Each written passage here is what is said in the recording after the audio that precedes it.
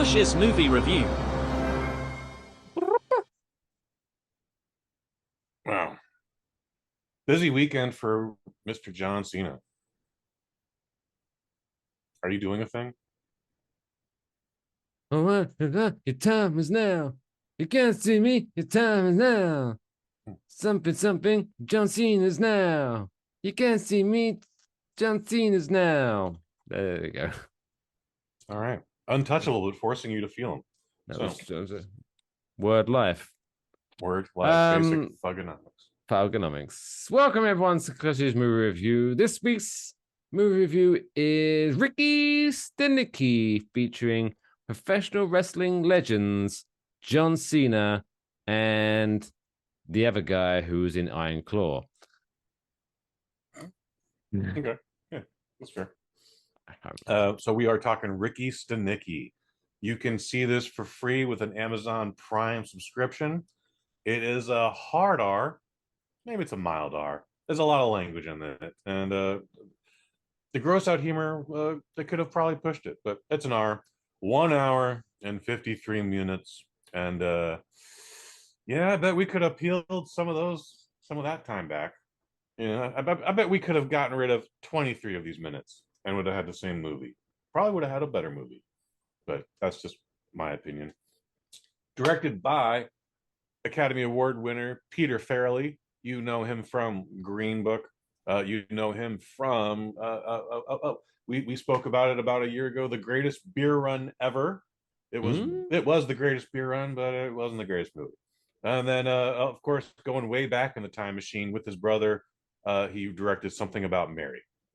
So 8 writers on this thing, Mike, including Mr. Farrelly. But we're no again, rule of 3. If there's more than 3 of you, I normally just keep it to first names, but there's 8 of these motherfuckers. So too many cooks in the kitchen. Too many goddamn cooks in the kitchen.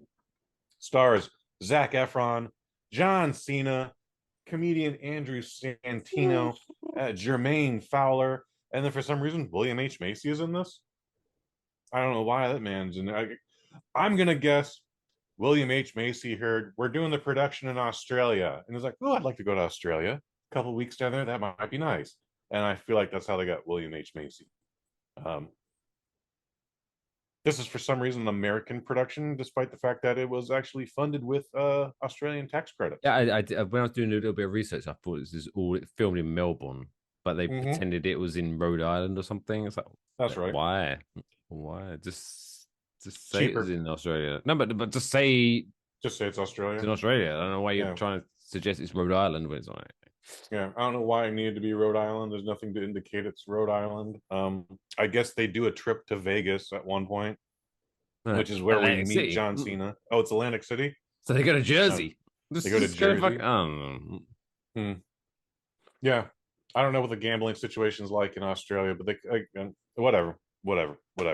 I went into this cold. I've been getting some emails about it, like John Cena's in a new raunchy comedy, and the poster is one of the most foreign things I've ever seen. Like, you ever seen like a foreign language film, and then just like they have a couple weird cut scenes, but there's no context for it. So like, you just see John Cena in drag, but it looks like he's been a prison bitch the entire night. Like, but you're like, what is this? What Amazon? What are you trying to send me here? What's going on? Oh, anyway, there's a big explanation why John Cena's in drag. Again, I went in this is cold, so I think the nicest thing I could say is I'm surprised and relieved it was not a Drop Dead Fred remake. Because the way it was going, I was like, oh, are these 3 guys, Zach, Andrew, and Jermaine, are they having some sort of shared midlife crisis, and now their imaginary friend has been willed into the world? Thankfully, no. I can see that. Yeah, I see. Thankfully, no. Dude, this was not a good movie. There's funny parts in it. They're ha-has. Kush Hayes laughed. John Cena is very funny. In fact, I think he might actually have like a small career as like a raunchy stand-up. Like, his timing is really good. You see a lot of range. He looks cracked out sometimes, and it's just like, whoa, like, how are you doing that, man? Also, you're way too jacked to be going through any of this. They bring that up, by the way. Jermaine Fowler and was like, "Hey man, how are you so jacked?" He's like, "Steroids. They're amazing." I thought that was very funny, but then I was also like, "You still gotta exercise when you're on steroids. Steroids just doesn't. Yeah, Steroids you actually can't just don't just go make you puffy, but it steroids. don't doesn't just give you muscles." So, anyway, Totally. I don't know, Mike. This isn't anything I would absolutely recommend to anybody. I'm giving it a 2 out of 5. Again, there's potential in this. It's Peter Farrelly. That man knows how to make a movie, but this thing had 8 writers. The story is just dumb. The story is just dumb. Again, John Cena is fearless, but Zac Efron, Andrew Santino, and Jermaine Fowler, they're just there. Mike, you got anything you want to add? I'm giving it a Yeah, 2 out of 5. I would. If you're 5 points, I would give it. If I would give it like a high 2 because you know what? I thought it was just like, yeah, this movie. But even though it's such a at the end of the movie when it has the I don't maybe we're not doing too many spoilers here, but it has a cliche twist at the end of the movie. Mm-hmm. But even though it's cliche, I must admit when I was watching it, I didn't see it coming. Oh, And so really? there was part of like, oh, well, oh, okay. And so maybe enjoy the movie a little bit more than I was at the time. But yeah, I thought Zac Efron was very fun. But all the actors were fun. But yeah, it wasn't. This isn't a movie yet. I'm gonna write. Oh my god, you need to see this movie. This is great.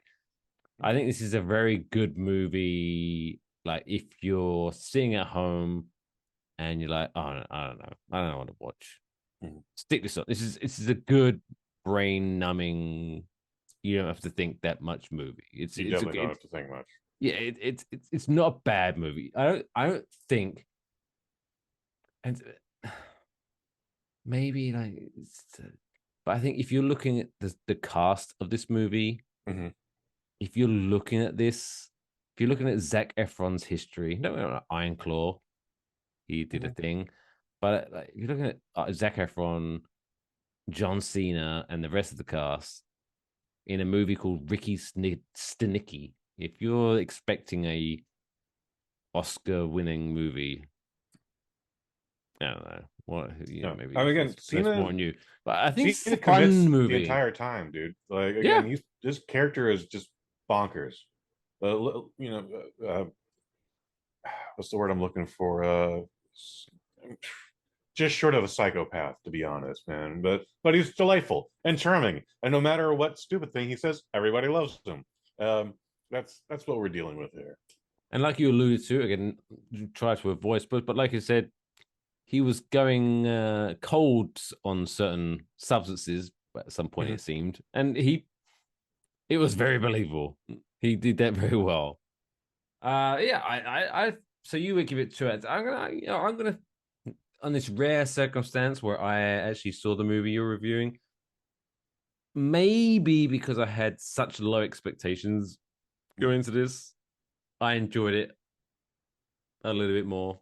So I'll give it 3 out of 5. But it's it's a fun, wacky movie. What can you say? I guess. It wants to be wacky. It definitely wants to be fun. Again, Peter Farrelly, he does the zany comedies, with Something About Mary, and then Dumb and Dumber, Kingpin. Those are all the late '90s stuff, though. He hasn't really. I'm surprised he got an Academy Award for Green Book, but he really hasn't been hitting them out of the park lately. Um, what else was I going to say here? Oh, back to the cast. There's one cast member of this movie it's the minorest of roles. Nathan Jones. For those of you who don't know Nathan Jones, he Oh, I was a pro popped. wrestler. You popped? When I was watching it, even though you told me he was in it, when I saw him, I was like, "What? Jones, look at him!" Nathan Jones is famous for two things. Um, I the older I get, the more I feel like this was a work.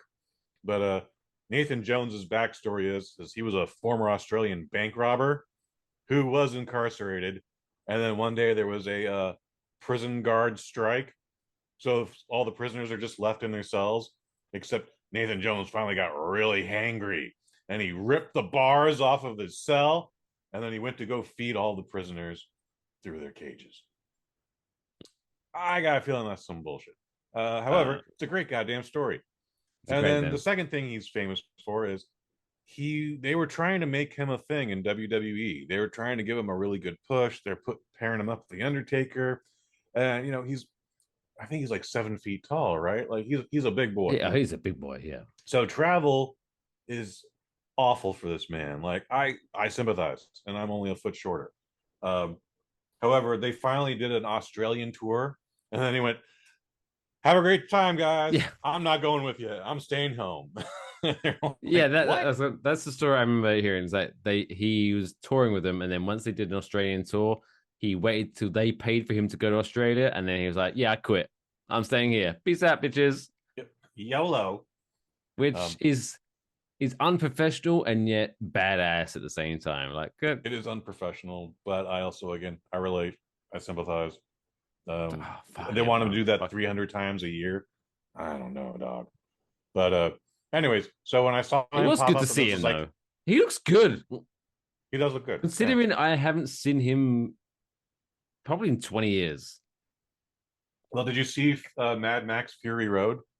Oh, I might have, but I might have missed him in it. But in terms of, my last wrestling time I saw him was around 2003. Yeah. So he looks, wrestling wise, you only saw him exactly the fucking same. Yeah. So when he did pop up, I was like, I wonder if they're in Australia. Like he'll go to like Asia. That bitch does not want to leave Australia. he'll do some martial arts movies in like Thailand and all that, and that trip's a lot.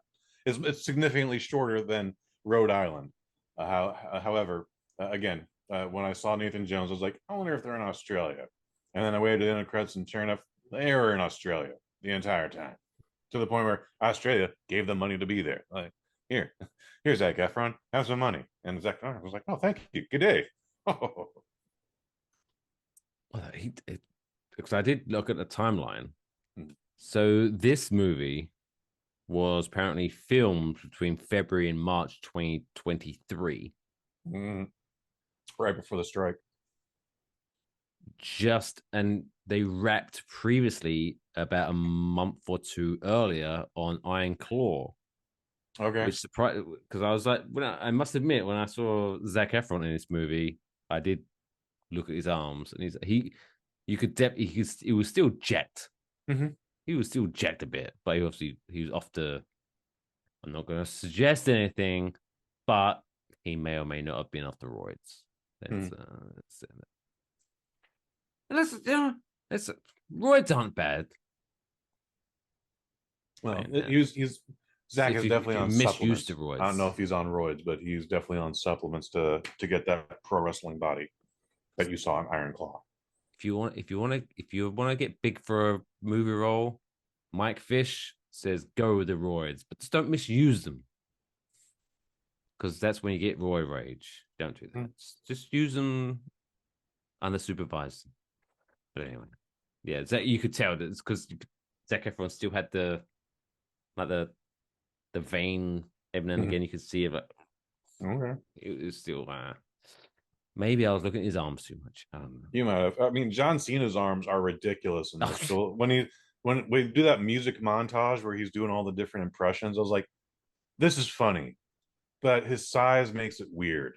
I don't know why, but it does. I can see that. If he was a smaller guy, it would have been funnier. If he was a small, if I could see guy from The Hangover, not Zac Efron, Galifianakis. I could see Galifianakis doing that if he lost some weight.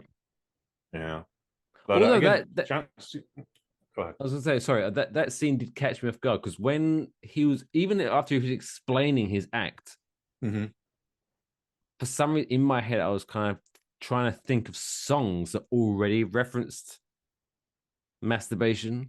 Okay. So when they showed his act where he was changing lyrics to songs to be about, I did honestly have a little chuckle, out loud chuckle. I was like, oh, fun. okay, this is Yeah. fun. Because I was thinking It's maybe like schoolyard humor. Kiss, Love Gun, Love Gun. But it's like, Well, you also got to remember they have to acquire the rights to these songs too. Oh, that's true. Yeah. So, I mean, maybe because they switched up the lyrics and it's a parody now, maybe they can get away with that. But like, yeah, no, Kiss isn't signing off on that, or at least they didn't in this one situation. Weird Al Yankovic was maybe an advisor on this movie. I would have not been mad at that. If that was real, I would not have been mad at that.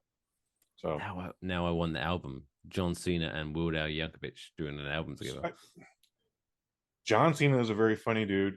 He's got very good timing. He shows a lot of interesting range in this that I don't think was used well.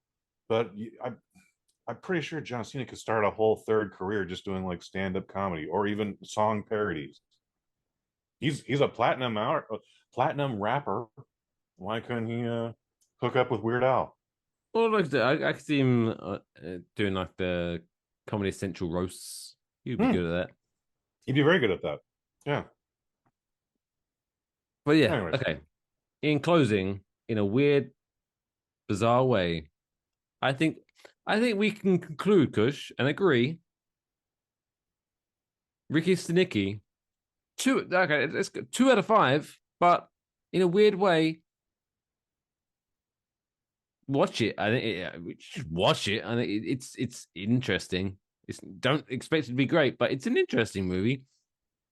If you like Peter Farrelly, you'll like stuff in this.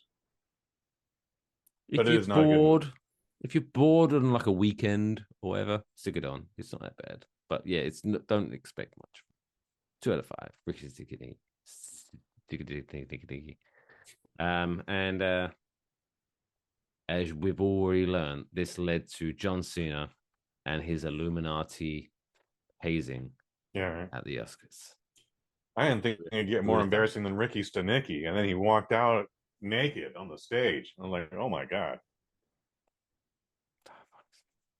Shane is fearless, and he deserves our respect. Even though we can't see them.